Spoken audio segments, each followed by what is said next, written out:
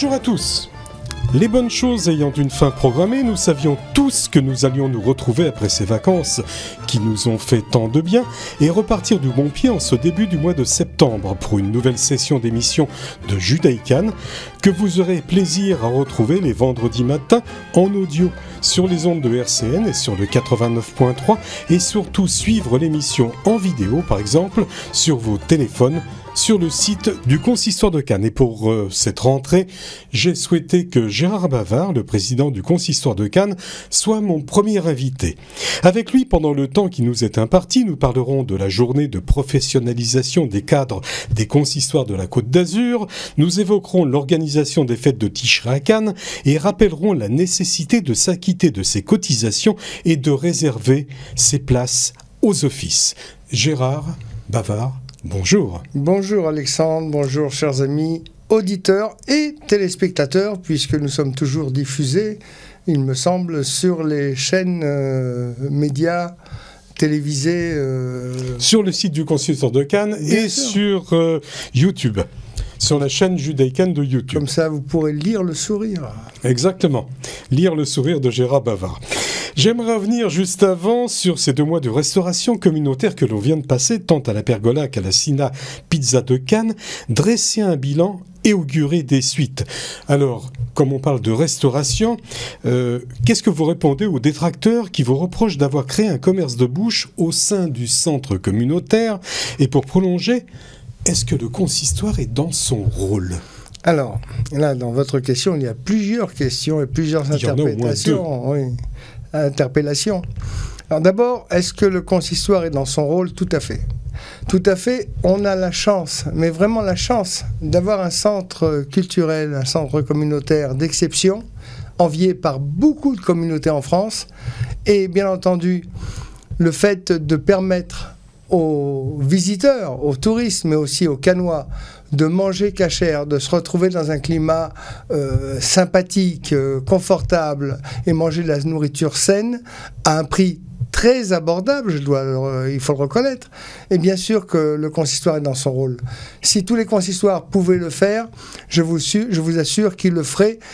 Je veux ici rapporter, vous n'êtes pas obligé de me croire, mais interroger les touristes, et vous savez qu'au mois d'août, la communauté de Cannes est la plus grande communauté de France. On a la chance de recevoir des milliers de visiteurs. Interrogez-les sur l'intérêt qu'ils ont trouvé à venir se restaurer, se réunir dans notre belle synagogue, dans notre beau centre. Et puis il y a eu aussi, en dehors des 2 restaurants, Halavi et Bassari, il y a eu aussi tous les Shabbats, tous les vendredis soirs du mois d'août. Et ça a permis à beaucoup de monde de venir d'abord se restaurer, manger cachère, mettre les pieds sous la table Shabbat à un prix mais dérisoire, bien sûr, mais surtout de participer ensemble dans une grande convivialité le Shabbat. Aux offices. Et aux offices, bien entendu. Alors les offices, on va en parler.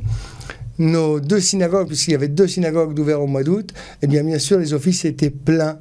Les offices étaient pleins, et la communauté était très belle, nos amis touristes étaient ravis, pas toujours assis, malheureusement, parce qu'ils étaient plus nombreux que nous n'avons de place à leur proposer, mais toujours dans le meilleur climat possible, en essayant de les accueillir le mieux possible. Et je veux remercier d'abord ici notre rabbin pour la qualité de ses prestations, les différents rabbinim venus d'autres communautés qui se sont relayés au 2e office et pour le plus grand plaisir du Kahal, et puis les administrateurs qui se sont dévoués comme à leur habitude à la réception et au placement et à l'accueil de tous nos amis touristes. Alors je reviens à la restauration, juste pour vous dire quand même qu'il y avait pratiquement pour les Shabbatot plus de 150 personnes. Ah oui, on a eu un monde fou. On en a malheureusement refusé beaucoup parce que un Shabbat, c'est à renouveler l'année prochaine, ça. Si Dieu veut. Et puis on va essayer aussi d'en faire au moins un par mois, un Shabbat communautaire par mois. Beaucoup de gens nous le demandent, en particulier des gens isolés ou des gens qui ont envie de se retrouver dans un climat familial pour Shabbat. Donc on va essayer de les satisfaire en organisant au moins un par mois, quand ce sera possible.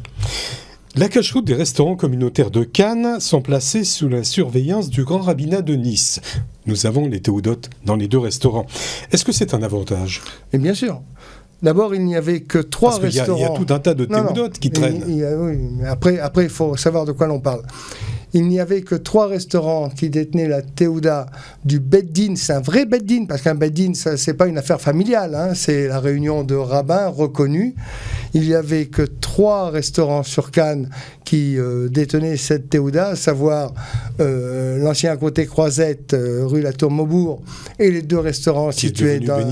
qui est devenu Benita. Et les 2 restaurants situés dans la synagogue. Après... Tout le monde peut s'appeler restaurant Kasher, le nom n'est pas déposé. Tout le monde peut s'appeler Beddin, contrairement à ce que je pensais, le nom non plus n'est pas déposé.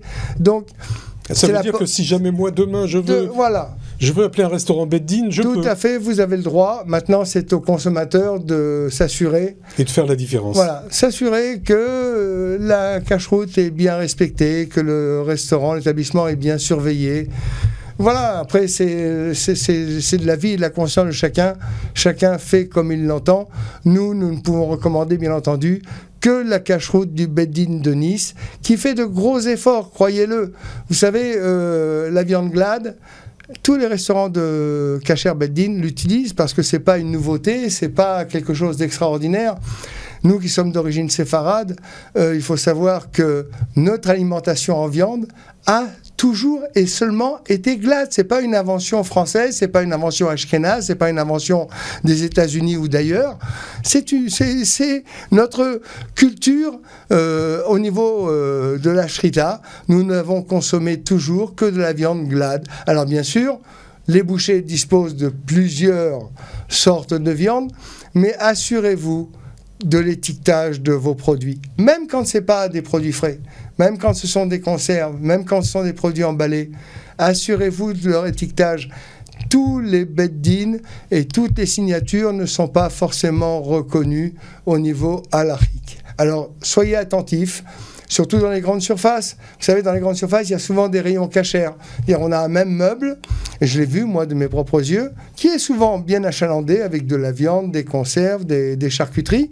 Puis juste à côté, il y a des glaces ou des steaks hachés qui ne sont pas forcément cachers. Et bien entendu, si on n'est pas attentif, on est pressé parce qu'il faut faire les courses, préparer Shabbat, etc., on prend un paquet et voilà, on commet des erreurs. Alors soyez surtout attentifs et exigez la cache-route du Beddin de Nice. Tous les efforts ont été faits par le Beddin de Nice pour assurer une cache-route parfaite pour tous les consommateurs juifs de la Côte d'Azur. Alors, veillez à le respecter et à le faire respecter. Je reviens, Gérard, sur les 2 restaurants que nous avons ici au centre communautaire. Qu'est-ce qu'on peut dire sur la fréquentation ? Eh bien, écoutez... sur ces 2 mois, voilà, juillet-août. Sur ces 2 mois, en tous les cas, je vais vous parler du mois d'août. Juillet a été un mois de juillet normal avec une petite progression de 15% par rapport à l'année dernière. Mais août, qui a été une année record l'année dernière, eh bien, on constate que nous sommes à plus de 30% de fréquentation par rapport à l'année dernière, ce qui est considérable. C'est-à-dire que les Juifs, ici à Cannes, ont recherché la cache-route. Surtout les touristes. Surtout les touristes, ils ont recherché la cache-route, effectivement. Ça a été étonnant, j'ai été très étonné, je ne m'attendais pas à ce qu'on ait une progression, j'espérais tout au plus qu'on ait une fréquentation stabilisée, bien non. On a eu une fréquentation augmentée de plus de 30%, ce qui est tout à fait exceptionnel et extraordinaire. De toute façon, on n'aurait pas pu faire plus, puisque, bien entendu, il faut avoir les structures, on les a, et les équipes, on les avait, mais arrivé à un moment donné, il faut satisfaire les gens, c'est-à-dire les accueillir et les recevoir le mieux possible, et leur donner à manger le mieux possible, et ce qu'ils attendent de nous.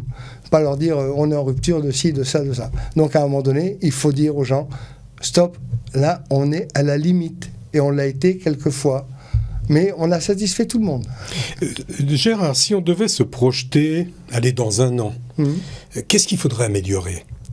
Il faudra demander ça à mon successeur, déjà pour commencer, puisqu'il y aura des élections d'ici l'année prochaine. Non, mais vous pouvez déjà donner votre avis, même si vous ne vous présentez pas. Est-ce qu'il faudra améliorer ? C'est toujours pareil, il faut essayer toujours d'être meilleur. Accueillant, on l'est.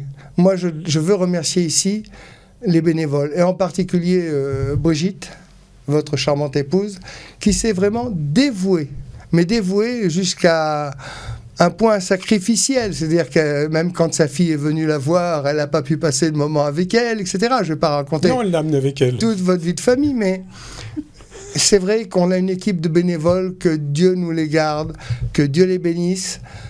Je veux les remercier parce que c'est leur seul salaire aux bénévoles. Il faut arrêter de penser que les bénévoles sont ici par intérêt. Je peux vous dire que, par exemple, eux comme moi, on ne mange pas dans les restaurants. Non pas qu'on ne soit pas invité à y manger, mais parce qu'on n'a pas le temps. Et puis quand le service est terminé, on est épuisé. Donc ils n'ont même pas cet avantage gustatif de dîner ou de déjeuner dans les restaurants. Alors que c'est bon. Oui, mais ils sont là pour servir. Ils sont vraiment là pour servir les Shem Shamaïm. Et puis on a par ailleurs des professionnels. Alors on a eu des étudiants qui nous ont aidés au service, et ça leur a fait un peu de l'argent de poche. On a des cuisiniers professionnels dont c'est le métier, qui ont veillé à ce que les plats préparés, que ce soit au niveau des pizzas, des pâtes ou de la viande, soient de la meilleure qualité possible et au niveau gustatif les meilleurs possibles. Voilà, améliorer, on peut toujours améliorer. Il faudra peut-être revoir la carte, changer certains plats. On a quelques mois pour s'y préparer. C'est une bonne chose. Gérard, dimanche 1er septembre, instauré par le consistoire régional, je passe du coq à l'âne, se tenait au centre Kling de Nice une journée de formation de professionnalisation des dirigeants et cadres communautaires des consistoires des Alpes-Maritimes. Toute la journée, sous la houlette d'une formatrice, nous étions une trentaine à plancher pour nos associations sur la communication et le travailler ensemble. Quelques mots sur le déroulement de cette journée et son utilité. Bien. Alors, je ne veux pas empiéter sur le travail, l'exceptionnel travail qu'a fait Franck Israël pour préparer cette journée. Je pense qu'il passera sur les ondes et qu'il vous en dira plus. Mais franchement, il faut le remercier. Franck est un jeune président, très actif, et il faut le remercier parce qu'il consacre beaucoup de temps pour essayer de faire vivre la communauté régionale de la Côte d'Azur. Et je dis bien la communauté régionale de la Côte d'Azur. Il faut qu'on soit en symbiose les uns avec les autres. Tous les consistoires doivent parler le même langage et doivent tirer la charrue dans le même sens. Et c'est le cas aujourd'hui grâce à l'impulsion de Franck Israël. Et cette première journée de formation des cadres communautaires qu'il a organisée avec une intervenante exceptionnelle, va apporter beaucoup. Il y avait quand même une quarantaine de participants venus de tous les consistoires de la région. La qualité des cours, enfin en tous les cas des propos diffusés par cette coach professionnelle était d'une grande qualité. Ça va apporter, j'espère, beaucoup. Bien sûr, il y avait plein de sujets abordés, sur l'expression publique, etc. Et on a une deuxième partie qui était animée par Franck Israël sur les rôles des consistoires, sur le BDS et sur la lutte contre l'antisémitisme qui était de la plus haute importance. Je pense que cette deuxième partie devrait circuler. Je sais qu'il a tellement de choses à faire, mais je vais lui demander de pouvoir faire circuler la deuxième partie de cette formation dans toutes les communautés de la Côte d'Azur, parce que c'est le moyen de nous donner des éléments de réponse à tous ces gens qui aujourd'hui nous attaquent sur Israël, contre l'antisémitisme. Il y a plein d'excuses, de propos diffamatoires, mensongers qui circulent aujourd'hui sur le net. Et puis en plus, avec l'antisionisme, on se permet tout et n'importe quoi pour transformer cet antisionisme en antisémitisme. Non, au contraire, l'antisémitisme en antisionisme. C'est l'antisémitisme caché, voilà. Ouais. On essaye de nous faire passer ça pour la liberté d'expression. On a le droit d'être contre un gouvernement. Ben oui, on a le droit d'être contre un gouvernement. C'est drôle, on n'est pas contre l'Iran. On n'est pas contre l'Arabie Saoudite. On n'est pas contre tous les pays arabes qui ont expulsé leurs juifs. On est contre Israël. Et ça m'amuse parce que je pense à une image que m'a envoyée mon fils, qui était en Israël cet été. Il m'a envoyé une vidéo où on voit, je crois que c'était à Eilat, où on voit des musulmans avec des femmes en tchador en train de se baigner à la plage. Non, c'était à Tel Aviv, je crois. Enfin bref, peu importe. C'est partout pareil en Israël. Des musulmans et des musulmanes se baignaient à la plage, en tchador, dans le bain, etc. Et il me disait, c'est vrai que l'apartheid règne en Israël. Non, l'apartheid ne règne pas en Israël. Les musulmans israéliens ou les musulmans touristes, parce qu'il y en a aussi, ont exactement les mêmes droits que les Israéliens. Ils ne sont pas traités différemment. Alors par contre, en France, on vient de le voir, là. Il y a eu un drame il y a quelques jours à Lyon, où on a vu un Afghan poignarder à mort un jeune Français, blesser 8 autres personnes. Et c'est vrai que ça a été un drame vécu pour la France. Et ce qui m'étonne, ce qui me bouleverse, c'est qu'on ne parle pas de ce drame vécu journellement en Israël. C'est quasiment journalier en Israël. Les Israéliens ont appris à vivre avec cette barbarie latente dans les rues, dans les bus, dans les arrêts de transport en commun, n'importe où. Personne n'est à l'abri en Israël. On vit avec, on se défend, et ça ne fait l'objet d'aucune ligne de commentaire dans les journaux français, ni d'aucun mot dans les médias télévisés français. C'est dommage, c'est dramatique. Par contre, on va condamner Israël parce qu'il produit des fruits, parce qu'il produit des médicaments, parce qu'il produit de la haute technologie. On veut que le BDS veut boycotter les produits israéliens, mais qu'il le fasse totalement. Hein. On ne va plus avoir de médicaments, on va supprimer Internet et d'autres avantages utilisés par toute cette bande de malades mentaux. Il faut arrêter. Ce n'est pas de l'antisionisme, c'est de l'antisémitisme. Rappelez-vous cela. Il n'y a pas d'antisionisme. Comme on peut être contre le gouvernement américain, on n'est pas anti-américain. Comme on peut être contre le gouvernement israélien, on n'est pas anti-israélien. Comme on peut être contre le gouvernement Macron, on n'est pas anti-français. Non. Là, c'est pas pareil. On est anti-juif, tout simplement. Voilà. Je reviens sur l'image que vous aviez tout à l'heure. Vous ne saviez pas si elle était prise à Tel Aviv ou à Eilat. Mais c'est la même image, on aurait pu la prendre aussi au bord de la mer Morte. Hein. Tout à fait, c'est partout pareil. En Israël, sur toutes les plages. Les musulmans sont partout et ils sont très bien traités, croyez-le. Chaque communauté est indépendante. Hein, je reviens à cette fameuse journée. C'est difficile au consistoire régional de vivre comme ça tout seul. Quel serait, d'après vous, le projet commun à tous les consistoires qui pourrait faire vivre justement le consistoire régional? Bien, alors ça, je laisserai quand même la primauté à Franck Israël, notre président régional, de vous en parler. Il y a des projets en route.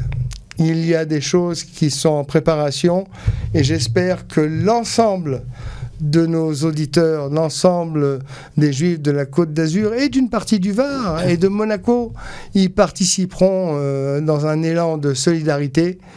On doit faire vivre le consistoire régional par l'alliance de tous les consistoires de la région. C'est important. Sans cette alliance, sans cette reconnaissance, sans cette envie de passer des moments de vivre ensemble, et quand je parle de vivre ensemble, c'est vivre entre juifs, de vivre entre communautés. Sans cela, vous savez, des combats, on en a plein. Dans les consistoires, on a plein de combats malheureusement à mener. Si on n'a pas cette capacité à se réunir, à parler le même langage, à défendre la même idéologie, on est perdu. Sachez-le. Voilà. Gérard, si on se fie aux premiers chiffres cités dans le petit fascicule qui nous a été remis, on retient pratiquement 7% de la manière dont on communique. Il vous reste 7% de cette journée ? J'espère bien qu'il m'en reste un peu plus, parce que j'ai en plus, heureusement, une certaine expérience. Après 17 ans de mandat, on apprend beaucoup de choses, mais je ne vous cache pas que j'avais déjà moi-même dans mon monde professionnel, non pas subi, mais partagé des formations. Vous savez, il n'y a aucune honte, quel que soit l'âge que l'on a, à essayer d'améliorer. Et en matière de communication, on se doit d'améliorer dans la posture, dans l'expression, dans le comportement et surtout dans la réponse vis-à-vis des autres. Eh bien, j'espère avoir retenu un peu plus de 7%. J'espère que tous les participants, en tous les cas, qui étaient à mes côtés de Cannes, ont retenu un peu plus de 7%. Et puis, il faut reconnaître qu'on nous a remis un petit manuel, un petit pense-bête tout à fait bien fait, qui va vous aider ou nous aider à garder plus que 7% de ce qui nous a été communiqué. Absolument. Parmi les conseils sur sa tenue vestimentaire, l'élaboration des discours, gérer son stress lors d'une prise de parole en public, faire passer son message, retenir l'auditoire, la gestion des conflits, ça existe aussi à l'intérieur des associations. Est-ce qu'il y a un atelier que vous voudriez mettre en exergue ? Je crois que si je reviens un peu à ma personne, je pense que le plus dur, quand on démarre une expression publique, c'est le stress. Savoir dominer son stress, sa timidité.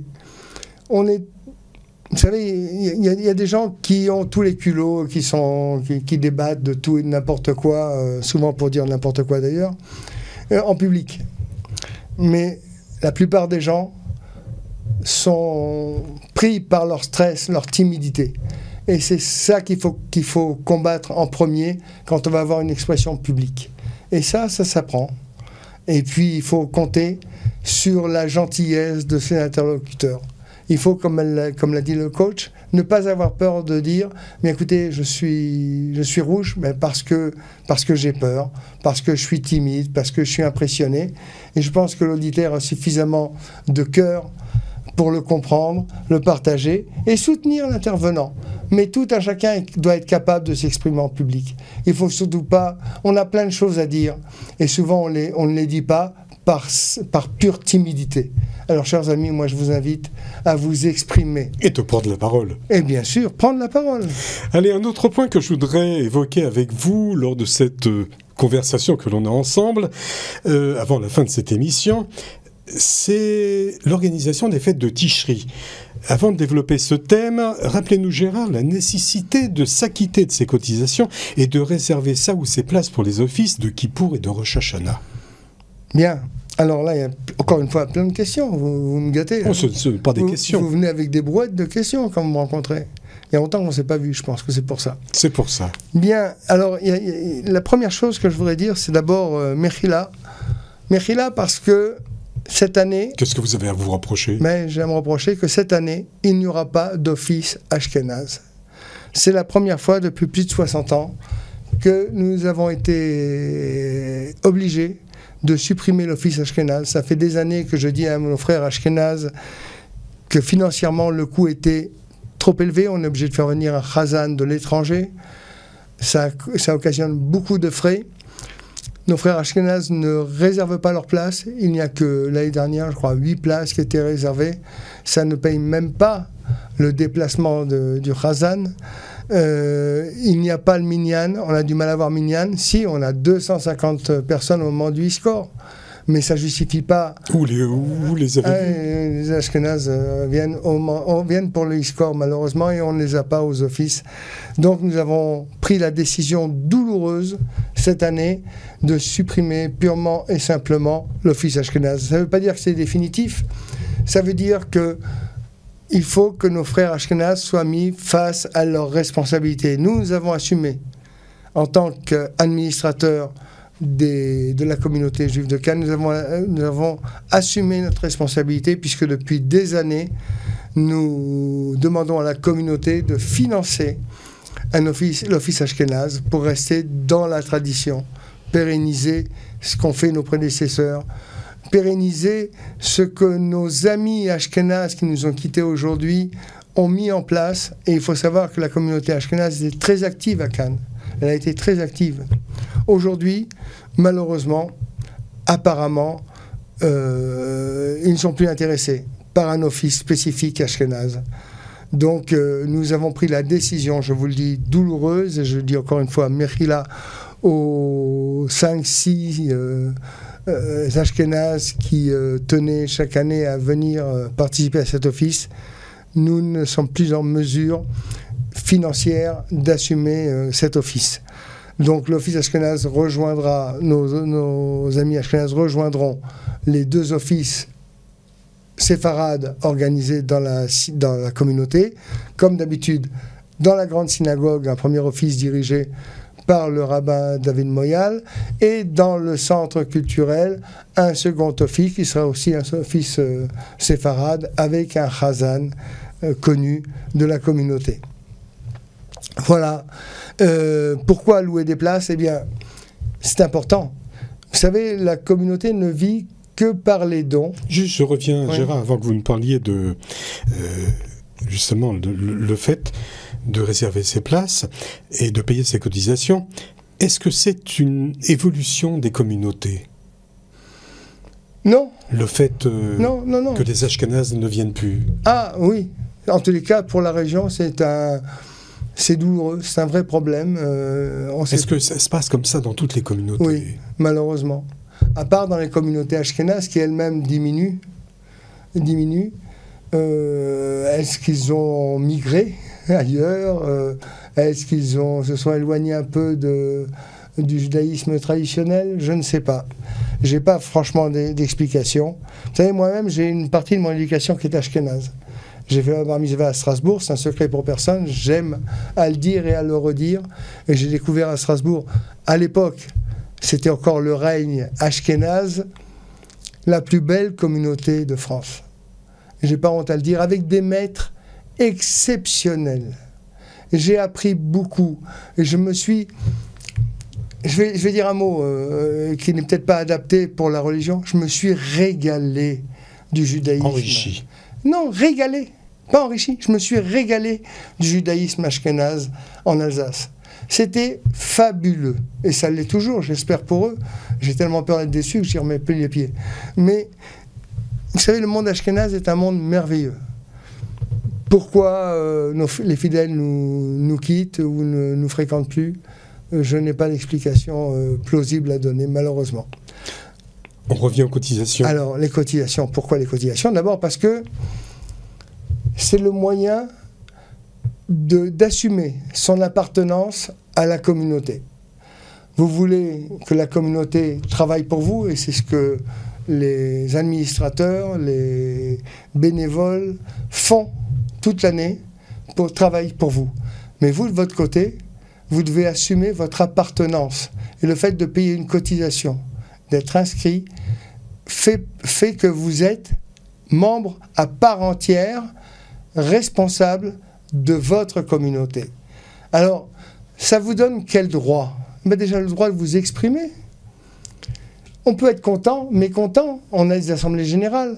Et vous avez la chance, je dis bien la chance, d'avoir une communauté comme toutes les communautés consistoriales, je le dis bien, de ne pas avoir le père, la mère et le fils comme membres du conseil d'administration et pas de membres cotisants, et donc pas d'assemblée générale. Vous avez des assemblées générales ordinaires, extraordinaires. Le moyen de vous exprimer, d'exprimer vos revendications, vos demandes, donner vos idées, et puis exprimer aussi votre mécontentement. C'est ça la démocratie, c'est ça le fait d'appartenir à une communauté. Pour autant, c'est une démarche volontaire. Alors tout le monde ne peut peut-être pas payer son appartenance à 80 €. Sachez qu'il y a des cotisations gratuites. On n'empêche personne d'être membre cotisant, ou en tous les cas d'être membre de la communauté juive de Cannes, du consistoire juif de Cannes. Personne. Ça doit pas être, le côté financier ne doit pas être un obstacle. Il suffit de venir rencontrer les membres en toute confidence de la société de bienfaisance de Cannes que nous avons créée, qui elle est en charge justement de régler tous les problèmes financiers. Vous n'avez pas les moyens de payer ? Ça n'est pas grave. Ça ne doit pas vous empêcher de vous exprimer, et pour autant, il faut avoir une carte de membre. Et les cartes de membre, même gratuites, on en distribue, n'ayez aucune crainte. Mais faites partie de la communauté. Et pour ça, de la communauté, en vous exprimant, en ayant le droit de vous exprimer, parce que ça ne sert à rien de rouspéter, de dire yaka, faucon. si vous ne faites pas partie de la communauté, personne ne vous entendra. En tous les cas, moi, je ne vous entendrai pas. Et il faut aussi réserver ses places pour les offices. Hein. Mais là bien entendu, il faut réserver ses places. Pourquoi ? Parce que c'est dur Kippour, c'est long Kippour. Il faut pouvoir être assis, il faut pouvoir se reposer au moment des offices. Et puis, c'est une des sources... Entre les offices. Non, mais même pendant l'office, on s'assoit. Il y en a quelques-uns qui s'assoupissent. Je les vois, j'ai les noms. Je ne les dirai pas ici, mais je relève. Et puis, c'est important de réserver sa place. Comme ça évite tous les conflits. Si la place est vide, que vous n'avez pas réservé votre place, vous asseyez, mais quand la personne qui a fait l'effort de réserver, de payer sa place vient, eh bien entendu, on vous demandera de vous déplacer. Donc ça risque de poser quelques problèmes. Oh, il faut les éviter, on évite les problèmes. Mais réservez vos places, au moins vous êtes serein, vous êtes tranquille, et puis nous, on sera heureux de vous accueillir. Je recevais aujourd'hui pour la reprise de Judaï-Cannes, de ce vendredi d'après-vacances, Gérard Bavard, le président du consistoire de Cannes. Vous vouliez rajouter quelque chose ? Oui, juste une petite information, puisque le 15 septembre, nous aurons une manifestation pour le dévoilement des plaques des donateurs qui ont participé à l'achat et à l'aménagement du nouveau centre culturel. Donc c'est prévu dimanche 15 septembre à 17h, bien sûr au centre Moscane. Merci Gérard. Passez une bonne semaine ainsi que nos auditeurs. Merci Alexandre. Bonne Shabbat vacances, Shalom. parce que vous partez bientôt en vacances en Eretz Israël. Vous remplacez les touristes français. Vous allez en profiter, j'en suis sûr. À mes chers amis, bonne fête surtout et bonne rentrée. Shabbat Shalom. Shabbat Shalom.